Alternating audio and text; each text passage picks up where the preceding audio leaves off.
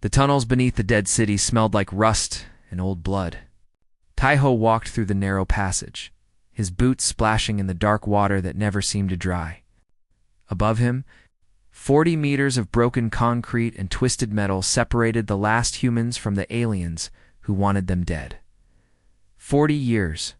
That was how long humanity had been dying. Taiho remembered the day the ships came. He was 7 years old, holding his mother's hand in a crowded market. The sky turned orange, then red, then black with smoke. His mother never let go of his hand, not even when the building fell on them. He survived. She did not. Now, he was 47, and he commanded what remained of Earth's resistance. 3 million humans, hidden in tunnels and caves and underwater stations across the planet. 3 million out of the 7 billion who had lived before the invasion. The Galactic Council had voted for humanity's extinction. They called humans too aggressive and genetically dangerous. They said humanity would spread war across the stars if allowed to grow. So they sent the Korath Empire to solve the problem. The Korath were efficient. They bombed the cities first, then the towns, then hunted survivors through the forests and mountains. They built camps where humans were processed like animals. They were thorough, but they were not thorough enough. Taiho entered the command room, a large cave lit by stolen alien technology. His officers stood around a table covered with maps and reports. Their faces were hard, like stone that had been shaped by decades of pain. Lieutenant Hannah spoke first. Her voice was flat, empty of emotion. Sector 7 Agricultural Dome was discovered this morning. Korath Patrol found the entrance. They used gas first, then fire. Taiho looked at the report. 3,000 dead. Farmers, children, old people who had survived 40 years of war only to die growing vegetables underground. Survivors? He asked. None. The room was silent. Sergeant Wu Jin, a massive man with scars covering half his face, slammed his fist against the wall. We should have had better security. We did everything right, Taiho interrupted. His voice was calm, almost gentle. They found us because they have satellites and drones and 10,000 soldiers for every one of us. They found us because finding us is all they do. He looked at the faces around him. He saw rage. He saw grief. He saw the same fire that had kept humanity alive for 4 decades. Add it to the debt, Taiho said quietly. We will collect. In another part of the tunnel network, Dr. Yuna worked in a laboratory built from stolen equipment in desperate hope. She was 53 years old, and she had spent the last 10 years studying a single problem: how to kill aliens more efficiently. The Korath had shields, energy barriers that could stop bullets, explosives, even nuclear weapons. For 40 years, these shields had made the aliens nearly invincible. Human weapons simply bounced off them like rain against glass.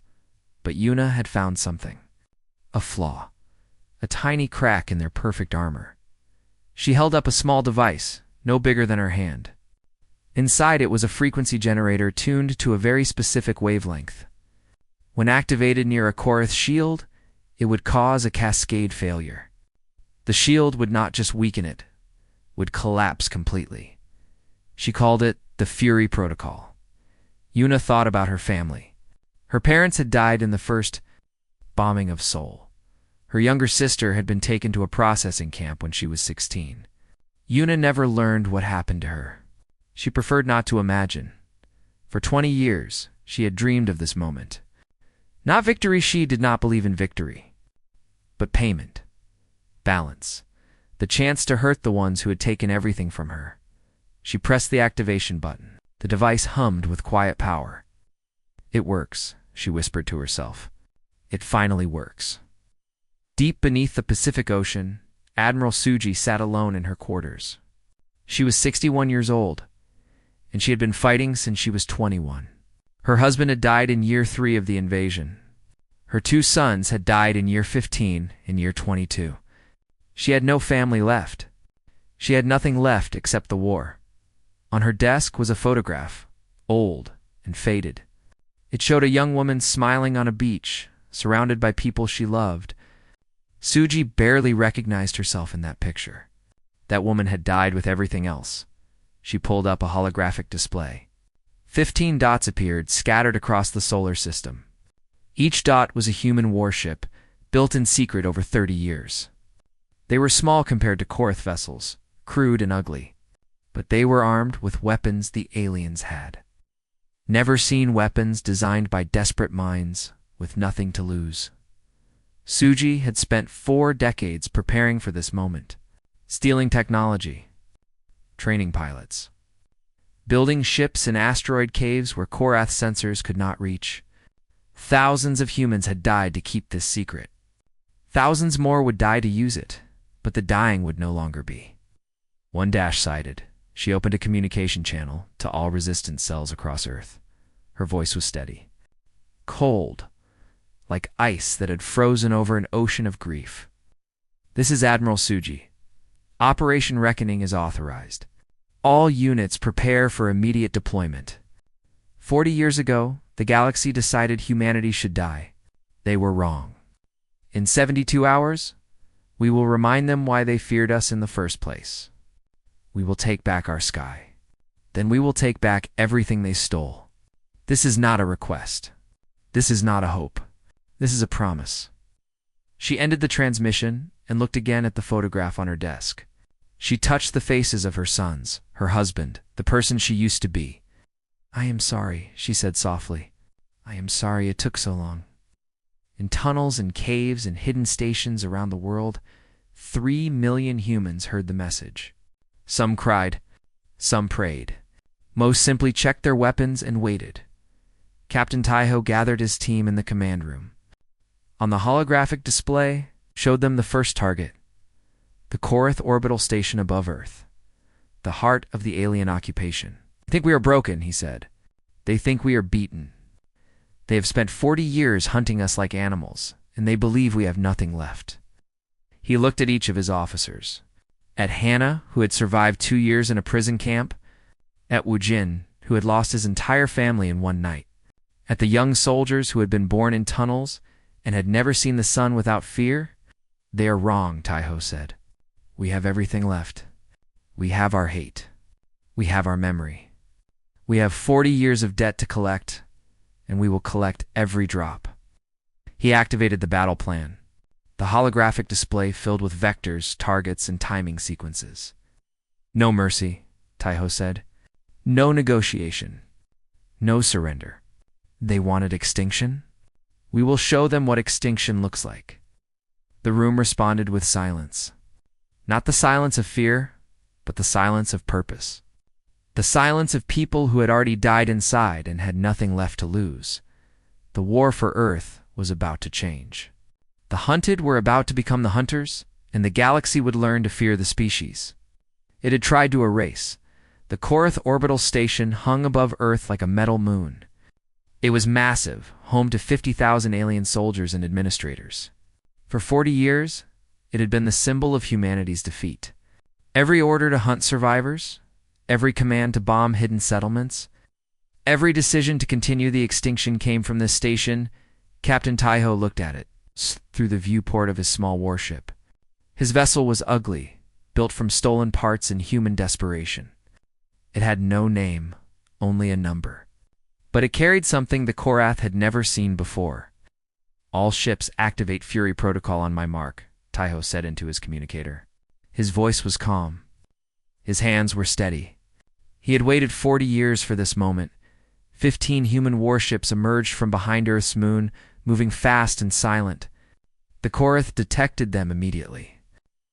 Alarms rang across the orbital station. Enemy commanders laughed at their screens.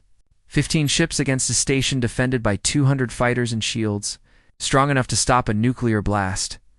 They stopped laughing 30 seconds later. "Mark," Taiho said. 15 devices activated simultaneously. The frequency wave spread across space like an invisible storm. When it touched the Korath shields, something impossible happened. The energy barriers flickered, sparked, and died.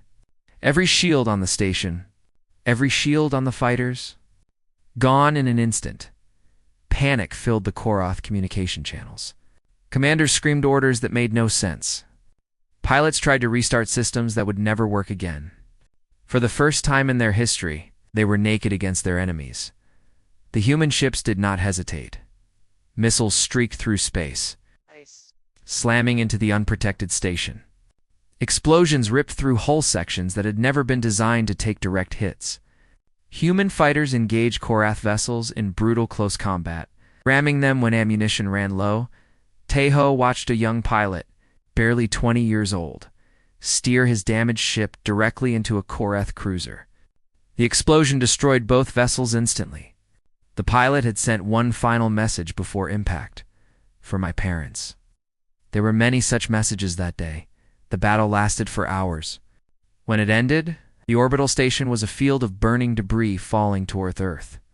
200 Korath ships were destroyed. 8 human ships were lost, their crews dying with alien blood on their hulls. It was the first human victory in 40 years. On the ground, the news spread through the tunnel networks like wildfire. People who had spent their entire lives hiding looked up at screens showing the burning station. Some fell to their knees. Some screamed. Most simply stared in disbelief. Dr. Yuna watched from her laboratory. Her Fury protocol had worked perfectly. Thousands of aliens were dead because of her invention. She felt nothing. No joy, no satisfaction, no guilt. Just emptiness where emotions used to live. She thought about her sister again. Wondered if she had felt emptiness too at the end. Then she returned to work. There were more weapons to build. Sergeant Wujian did not wait for orders. The moment the orbital station fell, he led his ground forces out of the tunnels. 3,000 soldiers, armed with stolen weapons and homemade explosives, attacked the nearest Korath base. The aliens were not prepared. They had spent 40 years hunting scattered survivors. They did not know how to fight an organized army. They did not know how to fight humans who were no longer afraid to die. Wujian's soldiers attacked at night.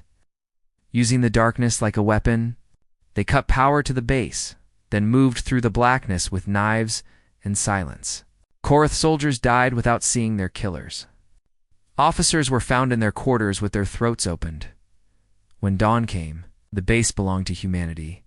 Wujian stood in the command center, surrounded by alien bodies. His soldiers wanted to celebrate, but he stopped them. "This is not victory," he said. "This is the beginning. We have a lot more killing to do." He found the base's communication system and activated it. Every Korath frequency on the planet received his message. "We are coming for all of you. Run if you want. Hide if you can. It will not matter. You taught us how to hunt? Now we will show you what we learned." Lieutenant Hannah had a different mission. While others fought soldiers, she hunted leaders. The Korath regional commander was named Drex. He had overseen the Extinction campaign for 15 years. He had personally ordered the destruction of dozens of human settlements. He slept well at night, confident that his shields and guards would keep him safe forever. Hannah found him in a bunker beneath what used to be Tokyo. She came alone, moving through air vents and maintenance tunnels that Korath bodies were too large to fit through. She had spent 2 years in one of Drex's prison camps. She remembered every moment of those 2 years. The bunker's power died at midnight. Emergency lights activated, casting red shadows across the walls. Drex's guards spread out, searching for the problem. They found Hannah instead. She killed 6 of them in 8 minutes, not with guns too loud. With a knife in her hands and 40 years of hate compressed into precise, deadly movement. Drex was alone when she entered his chamber. He was taller than her, stronger, covered in armor that should have made him invincible. But his shields were dead, and his confidence died with them. "What do you want?" he asked, his voice shaking. "We can negotiate. We can discuss terms." The council voted to kill every human child on Earth," Hannah interrupted. Her voice was flat, empty. "There is nothing to discuss." She did not kill him quickly. She had learned patience in the prison camps. When she finished, she recorded a message using his own equipment. She described what she had done and why. She promised that every Korath commander would meet the same end. Then she sent the recording to the Korath homeworld. Let them see. Let them understand. Let them feel what humans had felt for 40 years, far across the galaxy. The Galactic Council received reports of the Earth uprising. High Arbiter Velen, leader of the Council, dismissed them immediately. Humans were a dying species. They had no ships, no technology, no hope. The reports must be exaggerated. But Advisor Mira was not so sure. She was old, older than anyone else on the Council. She remembered the debate 40 years ago when they had voted on humanity's fate.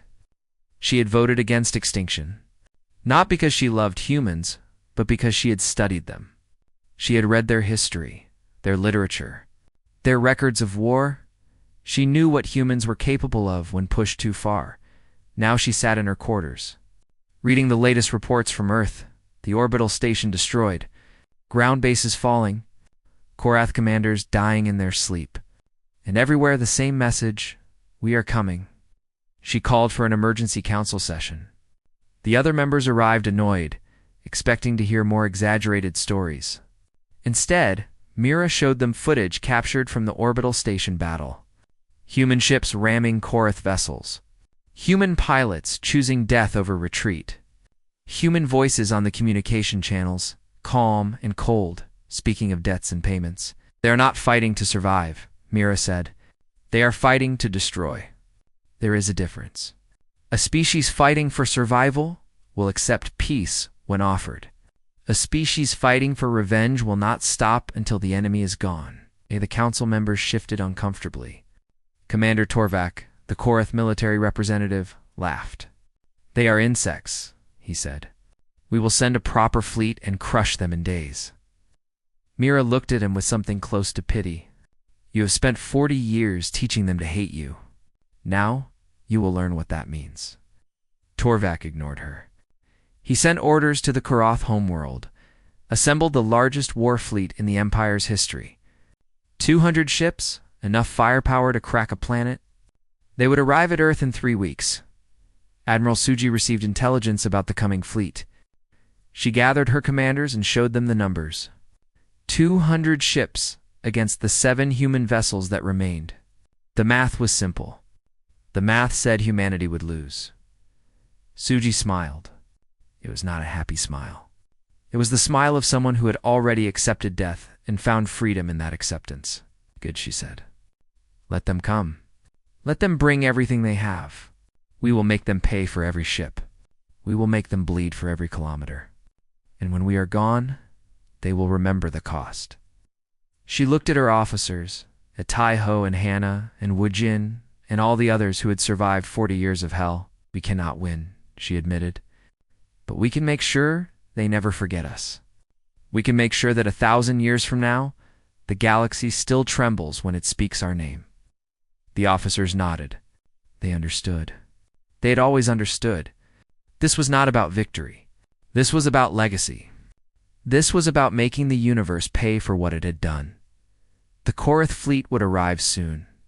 Earth would make its last stand, and the galaxy would learn that some species do not die quietly. The Korath fleet emerged from faster-than-light travel like a swarm of metal insects. 200 warships, each one larger than anything humanity had ever built. They filled the space around Earth's moon, blocking out the stars with their massive holes. General Torvak stood on the bridge of his flagship, the Endless Conquest. He had commanded fleets for 60 years. He had crushed rebellions on a dozen worlds. He had never lost a battle, and he did not intend to start now. "Find the human ships," he ordered. "Destroy them all. Then burn whatever remains on the planet." His sensors swept the solar system. They found 7 human vessels hiding in the asteroid belt between Mars and Jupiter. 7 ships against 200? Torvak almost felt insulted. This was not a battle. This was an execution. "All ships advance," he commanded. "Formation Delta. We end this today." The Korath fleet moved forward in perfect formation, a wall of metal and weapons that had never been defeated. Their shields glowed with energy, protecting them from any attack. Their guns charged with enough power to melt mountains. Admiral Suji watched them come. She stood on the bridge of the Remembrance, named for the 7 billion humans who had died in the invasion. Her ship was small, ugly, held together by desperate repairs and stubborn hope. But she was not afraid. "They are in formation," she said calmly. "Good. Formations are predictable." She opened a channel to her fleet. 7 ships, fewer than 1,000 crew members total, all that remained of humanity's space force. She did not give them a speech about glory or sacrifice. They did not need speeches. They needed a plan. Split into pairs. Use the asteroids for cover. Target their engines first, their weapons second. Make them chase you. Make them break formation. And remember, we do not need to win. We only need to make them bleed. The human ships scattered like leaves in a storm. They dove into the asteroid field using the massive rocks as shields and weapons. Korath's ships followed, confident in their superior numbers and firepower. That confidence lasted exactly 7 minutes, Captain.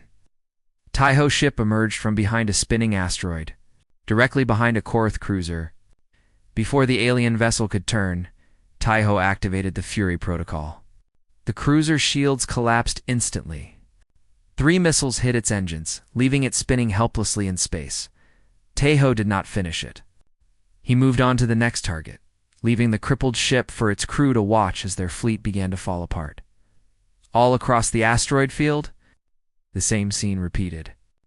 Human ships appeared from impossible angles, disabled Korath vessels with the shield killer, then vanished before counterattacks could be organized.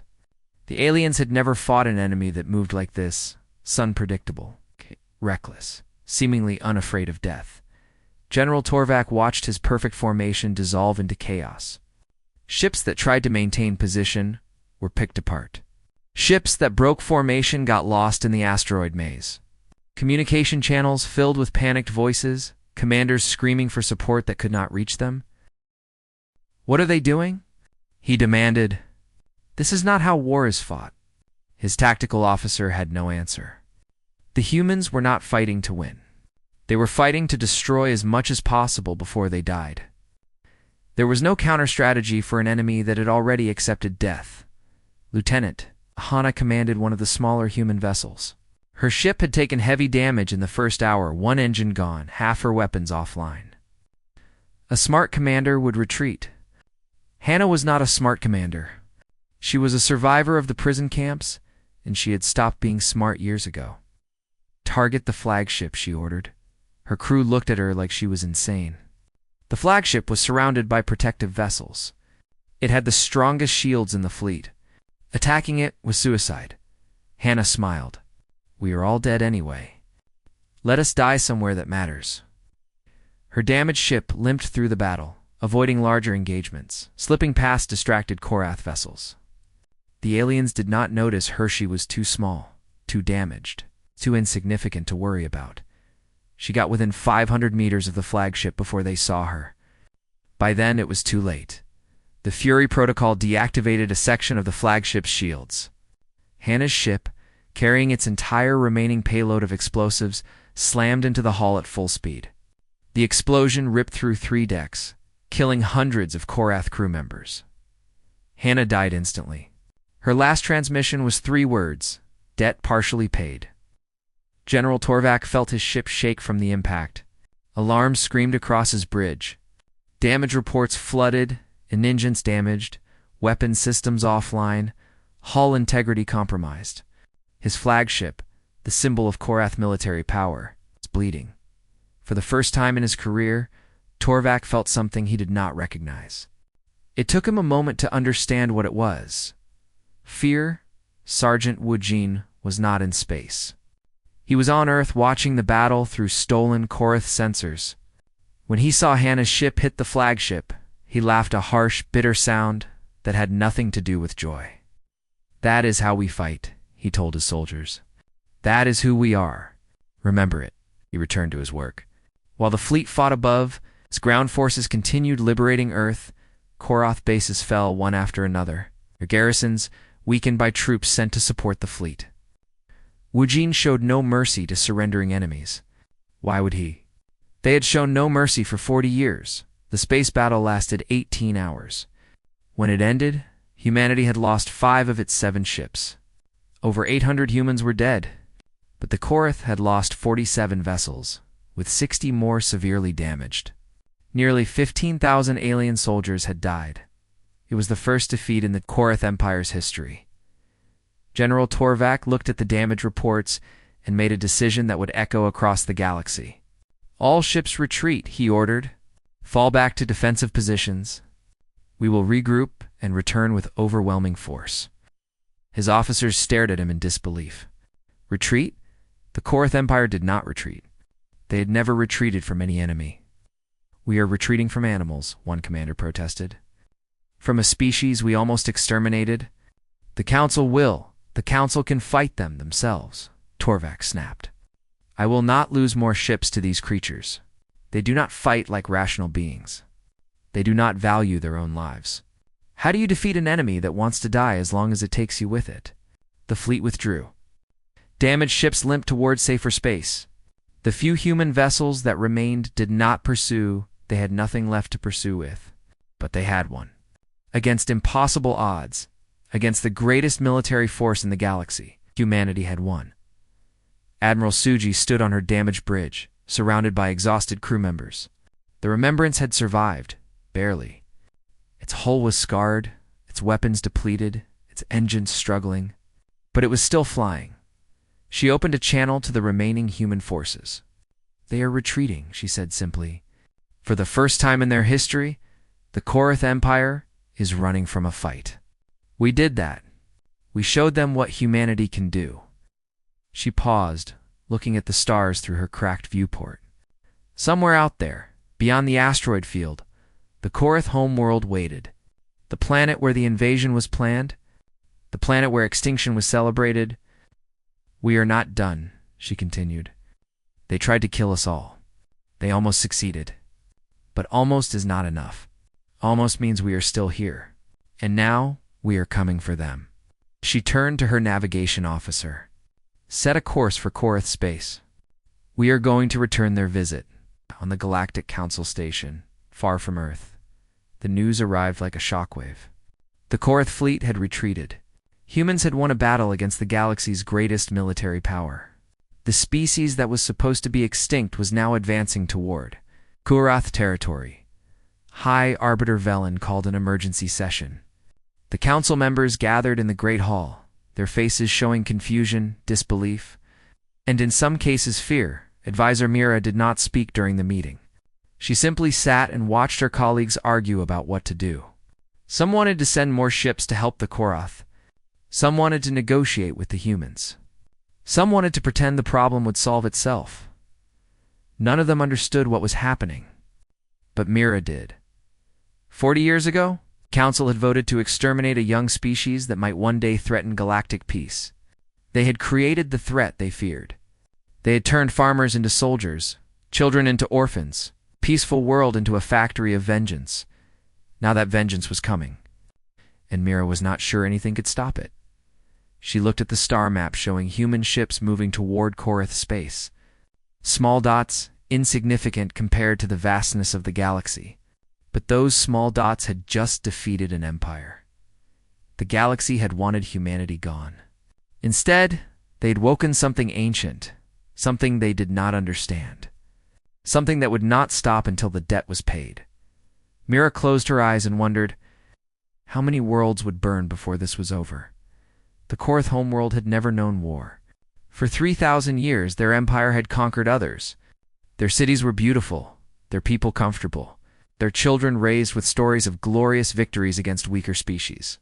War was something that happened far away, to other worlds, to other beings. That changed when human ships appeared in their sky. Admiral Suji had rebuilt her fleet during the journey. Captured Korath vessels were repaired and crewed by humans who had learned to fly alien ships through necessity. What arrived in Korath space was no longer 7 vessels. It was 32, mix of human designs and stolen technology. She did not attack the military bases first. She attacked the power plants. The lights went out across the Korath capital city at midnight.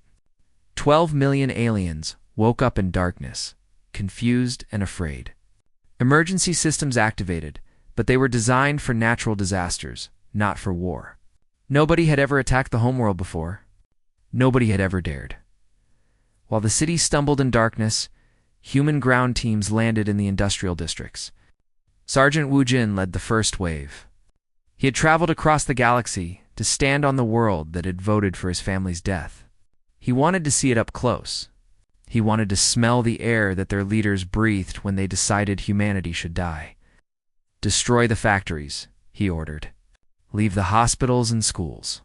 We are not like them." His soldiers moved through the darkness with terrible efficiency. They had spent 40 years learning to fight in shadows and tunnels and the broken places where light did not reach. The Korath security forces were trained to suppress protests and catch criminals. They were not prepared for humans. The weapons factories burned first, then the shipyards, then the communication centers. By dawn, the Korath industrial capacity was crippled. Decades of production destroyed in a single night, Wu Jin stood on a hill overlooking the burning city. An alien approached him, a civilian, unarmed, trembling with fear. It spoke in broken human language, words it had probably learned from propaganda broadcasts. "Please," it said, "we are not soldiers. We did not vote for the invasion. We just live here." Wu Jin looked at the creature for a long moment.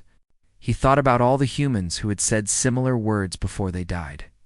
He thought about the children who had begged for their parents. He thought about his own daughter, 6 years old when the Korath came, screaming for him as soldiers dragged her away. "I know," he said finally. "Go home. Stay inside. The soldiers are our targets, not you." The alien fled. Wu Jin's lieutenant looked at him with surprise. "You let it go." "We are not monsters," Wu Jin replied. "Not yet. There is still a line. If we cross it, we become what they made us." He paused, watching the flames spread across the skyline. "But that line gets thinner every day." Captain Taiho led the assault on Korath military bases. His new ship was larger, better armed, crewed by survivors who had nothing left to lose. They hit base after base, using the Fury protocol to disable shields, and then overwhelming defenders with firepower and fury. The Korath fought back. They were not cowards. They were soldiers who had won 100 wars. But they had always fought enemies who followed rules, who negotiated, who surrendered when defeat was certain. Humans did none of these things. A Korath-based commander tried to surrender after 2 hours of fighting. He transmitted on all frequencies, offering to lay down weapons and negotiate terms. Taiho ignored the me. Saj, his soldiers continued advancing, killing everyone in uniform. "We had a surrender offer," his communications officer reported. "I know," Taiho said. "Should I respond?" Taiho thought about the mass graves on Earth, the camps. The 40 years of hunting and killing and extinction. "No," he said. "There is nothing to discuss." The base fell an hour later. No prisoners were taken. Dr. Yuna had traveled with the fleet. Her laboratory was now aboard the Remembrance, filled with equipment salvaged from conquered Korath vessels. She had continued her research during the journey, developing new weapons, new strategies, new ways to hurt the enemy. Her latest creation sat in a sealed container in the corner of her lab. A biological agent engineered from Korath genetic samples designed to target their species specifically. One deployment could kill millions. It would spread through their air, their water, their food supply. It would be extinction in a bottle. Admiral Suji visited her laboratory one evening. The old admiral looked tired. She had not slept properly in months. The war was winning, but winning took everything she had left. "Is it ready?" Suji asked, looking at the container. "Yes," Yuna replied. One deployment on their homeworld would kill 60% of their population within a month. The rest would die within a year. Suji was silent for a long time. She had ordered thousands of deaths. She had burned cities and destroyed fleets. But this was different. This was genocide. This was becoming exactly what the Korath had tried to do to humanity. "Lock it away," she finally said. "We will not use it unless we have no other choice." Yuna nodded. She had expected this decision. She had hoped for it, in a small part of herself that still remembered what hope felt like. "And if we have no other choice?" Suji met her eyes. "Then we use it, and we become what they feared we would become." The war spread across Korth space. Colony after colony fell to human forces. The alien empire that had seemed invincible began to crack. Refugees fled toward Council space, carrying stories of human soldiers who fought without fear, without mercy. Without any interest in negotiation, Lieutenant Hannah had died in the battle, but her work continued. A special unit trained by her hunted Korth leadership across the galaxy. They assassinated governors, generals, admirals, anyone who had supported the Extinction campaign. Each target received the same message before death. You voted for our extinction. We vote for yours. The Korth leadership went into hiding. Some fled to Council worlds, begging for protection. Some tried to surrender, sending message after message to human commanders. None received a response. The humans were not interested in surrender. They were interested in payment. Commander Drex was found on a remote station near the edge of Korth space. He had been the architect of the invasion, the one who had designed the extinction plan, the one who had celebrated when the first human cities burned. For 40 years he had been a hero of the Empire. Now he was a fugitive, hiding in a storage room while human soldiers searched the station. They found him in the third hour. He was dragged before Admiral Suji, who had traveled specifically for this moment. She ordered her crew to leave them alone in the room. Drex was older now, weakened by years of running. But he still had the arrogance of someone who had never truly believed he could lose. You cannot kill me, he said. I am a symbol. My death will make me a martyr. My people will fight harder. Suji laughed. It was a cold sound, empty of humor. Your people are already fighting as hard as they can. They are losing anyway. She pulled up footage on a screen recordings from the invasion. Human cities burning. Families being separated. Children being processed. Do you remember these? She asked. This was your work. You designed this. You ordered this? Drex watched the footage with something that might have been pride. We were protecting the galaxy. Your species was too dangerous to exist. We did what was necessary, Suji agreed. You did what you thought was necessary. And now we are doing what is necessary. She called for her guards. Take him to the trial chamber. Broadcast everything to the galaxy. Let them see what happens to those who try to exterminate humanity. The trial lasted 3 hours. Evidence was presented, footage of massacres, records of orders, testimonies from survivors. Drex was given the opportunity to defend himself. He spoke of galactic security, of protecting future generations, of the threat that humanity posed to civilized species. The human judges listened in silence.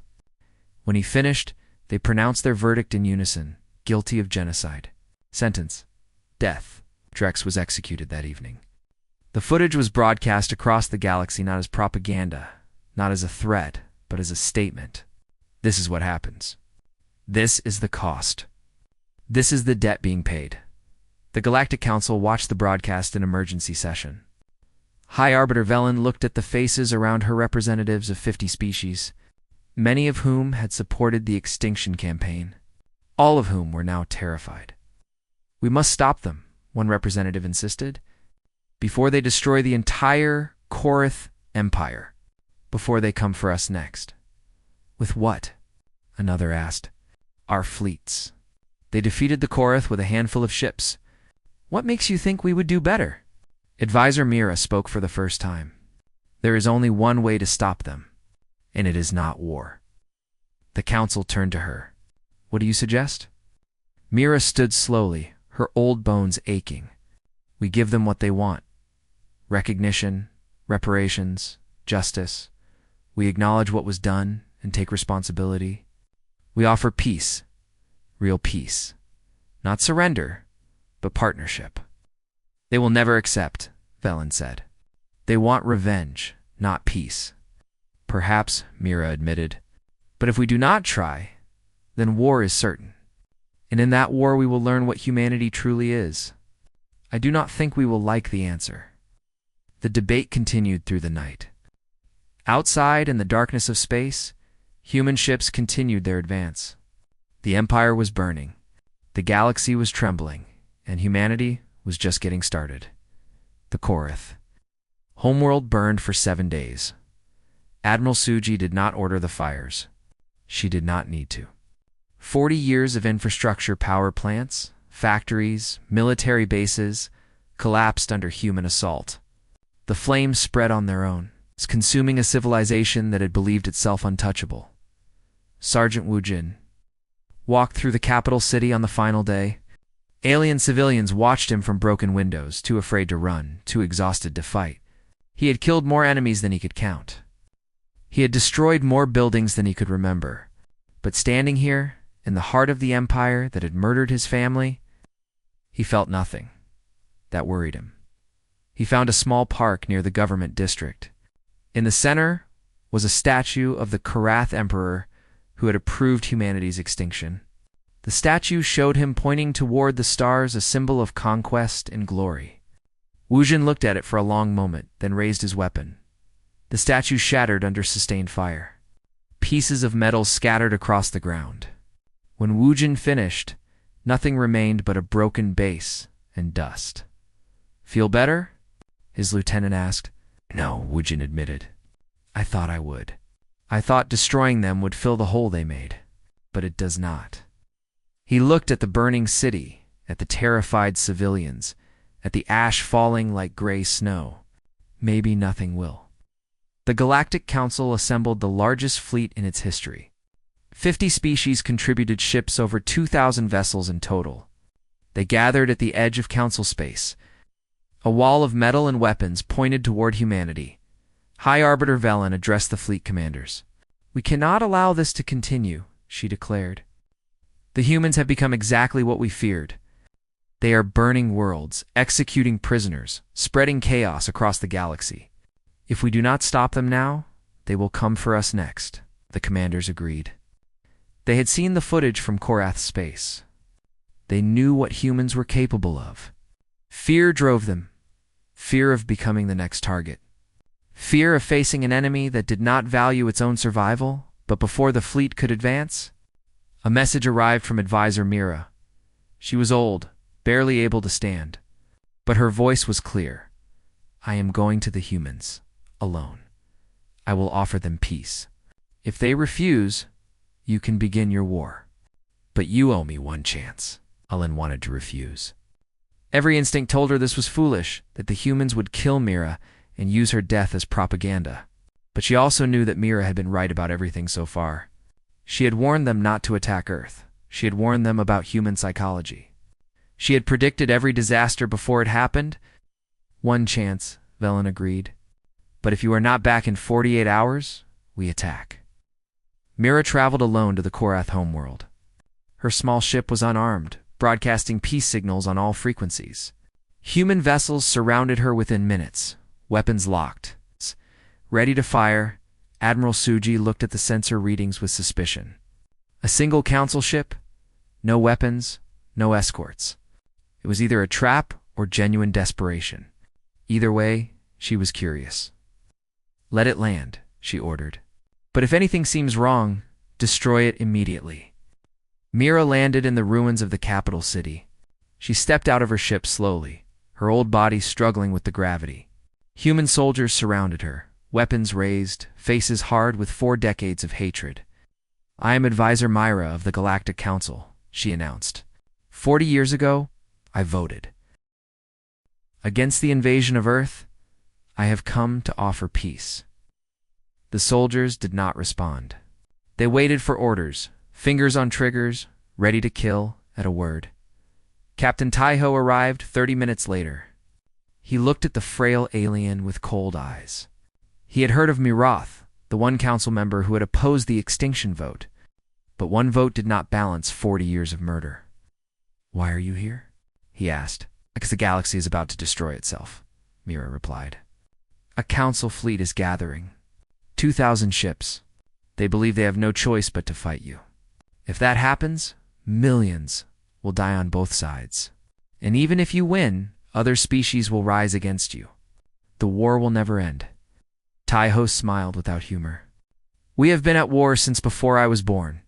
Peace is not something we remember." "Then let me help you remember." Admiral Suji joined them an hour later. She listened as Mira presented the council's offer. full recognition of human sovereignty. Complete withdrawal from Earth's solar system. Reparations paid over 50 years. War crime trials for Korath leadership.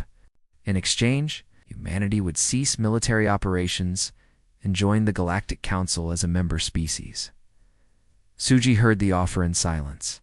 When Mira finished, she did not speak for a long time.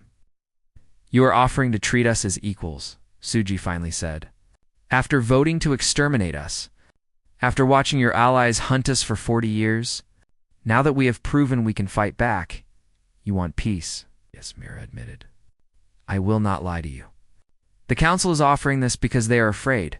They have seen what humanity can do, and they do not want to experience it themselves. At least you are honest. I am too old for anything else."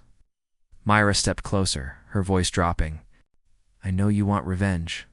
I know you have earned it. Everything humanity has done was justified by what was done to you, but revenge has a cost. Every world you burn, every enemy you kill takes something from you. I can see it in your soldiers' eyes. They are empty. They have been fighting so long, they have forgotten what they were fighting for." Suji thought about her sons, her husband, the photograph on her desk. She thought about the 7 billion dead, the tunnels, the camps, the 40 years of hiding and dying. She thought about what humanity had become. "If I accept this peace," she said slowly, "what guarantees do we have? What stops the Council from attacking again in 50 years? "Nothing," Mira admitted. "Except that now they know what you are capable of. They will not forget. They will never forget." Suji called a meeting of human leadership. Taiho was there, along with Woojin and Dr. Yuna and the surviving commanders. They debated through the night, voices rising and falling, anger mixing with exhaustion. Some wanted to continue the war. They had come too far, suffered too much to stop now. The Korath were broken. Why not finish them? Why not make sure they could never threaten humanity again? Others pointed to the Council fleet, 2,000 ships. Even with the Fury Protocol, even with human aggression, the numbers were overwhelming. Victory was not certain. And if humanity lost now after coming so close, everything would have been for nothing. Dr. Yuna spoke last. She held the container with her biological weapon, the Extinction in a bottle that could end the Korath forever. "I can kill them all," she said quietly. "Every Korath in the galaxy. One deployment on their remaining colonies, and within a year, they would be gone. Truly extinct. The way they wanted us to be." The room was silent. "But if we do that," she continued, "we become what they said we were. We prove them right. Every species in the galaxy will look at us and see monsters. We will have our revenge, but we will lose ourselves." She placed the container on the table. "I made this weapon. I can destroy it just as easily. I will do whatever you decide. But you should know what the choice really is. It is not about victory or defeat. It is about what kind of species we want to be." Admiral Suji made the final decision. She accepted the Council's offer. The peace treaty was signed on Earth. In the ruins of Seoul, where Taiho had lost his mother 40 years ago, representatives from 50 species attended, surrounded by human soldiers who watched them with cold, unforgiving eyes. "High Arbiter," Velen read the terms aloud. "Recognition of human sovereignty. Reparations. War crime trials. Membership in the Galactic Council with full voting rights." When she finished, she looked at the humans around her and felt the weight of their hatred. "We cannot undo what was done," she said quietly. "We cannot bring back the dead, but we can ensure it never happens again. This treaty binds us, a lot of us, to protect each other, to treat each other as equals, to never again vote for extinction." Suji signed the document without ceremony. She did not shake hands with the alien representatives. She did not smile. She simply signed and walked away. Wu Jin watched the ceremony from a distance. He had argued against peace, but he had been overruled. Part of him still wanted to fight, to keep killing until there was nothing left to kill. But another part, a smaller part, was tired. So tired he found Dr. Yuna after the signing. She was standing alone, looking at the container that held her biological weapon. "What will you do with it?" he asked. "Destroy it," she said. Burn it until nothing remains. She paused. Unless you think we should keep it. Insurance against the future. Wujin thought about it. Part of him wanted to say yes to hold on to the weapon just in case. But he remembered what Yuna had said during the meeting. About becoming monsters. About losing themselves. Destroy it, he said. We have to believe there is a future worth living for. Otherwise, what was the point of surviving? Yuna nodded and walked away to complete her task. 1 year later, Captain Taiho stood on the bridge of a new ship-a-human vessel, built openly in human shipyards, recognized by the entire galaxy. Earth was healing. Cities were being rebuilt. Children were being born who would never know the tunnels, never know the fear, never know the weight of 40 years of extinction, but they would know the stories. Every human child would learn what the galaxy had done and what humanity had done in return. They would learn about the camps, the bombs, the hunting, and they would learn about the revenge, the burning, the war that had brought the greatest empire in the galaxy to its knees. Humanity would never forget. They would never trust the galaxy completely. The peace was real, but it was the peace of wolves maintained by respect and fear, not by friendship. Lieutenant Hannah was dead, but her legacy lived on in the soldiers who still patrolled human borders, ready to kill any alien who threatened their people. Sergeant Wujin had retired, but he trained a new generation of warriors, teaching them everything he knew about fighting, about survival, about the price of extinction. Admiral Suji had passed away 6 months after the treaty, her body finally giving out after decades of stress and grief. Her last words were to Taiho, "Do not let them forget what they did. Do not let us forget what we became." Dr. Yuna continued her research, but now she focused on medicine instead of weapons. She developed treatments for diseases that had killed millions during the occupation. She saved lives instead of ending them. But her biological weapon formula remained locked in her memory, a secret she would take to her Grave War release. If humanity ever needed it again, the Galactic Council had feared what humanity might become. They had been right to fear. They had created a species of survivors, of fighters, of beings who would never surrender. Never forget, never stop until the debt was paid. Now they lived with what they had made. Every council meeting included human representatives. Every military alliance included human ships. Every species in the galaxy knew that humanity was watching, waiting, remembering. The war was over, but the galaxy would never be the same. On the anniversary of the peace treaty, Taiho visited his mother's grave in Seoul. The city was being rebuilt around it, new buildings, rising from old ashes, new lives growing from ancient pain. He placed flowers on the grave and stood in silence. He had been 7 years old when she died. He had spent 40 years fighting in her name. Now he was at peace, but he did not feel peaceful. He felt empty, like a weapon that had fulfilled its purpose and did not know what to do next. "We won," he said softly. "We survived. They tried to erase us, and we erased them instead." He paused, struggling with words he had never learned to speak. "I do not know if it was worth it. I do not know if anything could be worth what we paid. But we are still here. That has to mean something." He stood in silence for a long time, watching the sun set over the healing city. Somewhere in the galaxy, alien children were learning about humans, about the species that could not be killed, could not be broken, could not be stopped. They would learn to fear that name. They would learn to respect it. And they would never, ever forget what happened when the galaxy tried to make humanity extinct. The humans had fought back. And the galaxy would spend eternity remembering why that was a mistake.